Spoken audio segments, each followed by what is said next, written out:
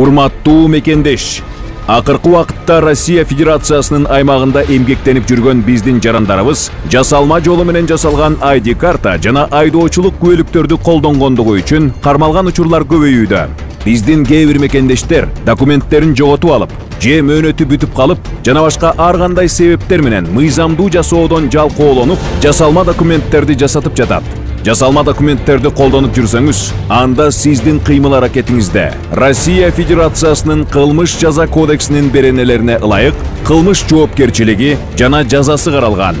Ошондуктан ар бир жаран өзүнүн документтерин жоготкон учурда токтоосуз ошол жердин райондук полиция бөлүмүнө арыз менен кайрылып, документтерди жоготкондугу тууралуу тактаманы алгандан кийин Россия Федерациясынын аймагында жайгашкан Кыргыз Республикасынын консулдук бөлүмдөрүнө кайрылып, тийиштүү документтерди мыйзамдуу жол менен алуу зарыл.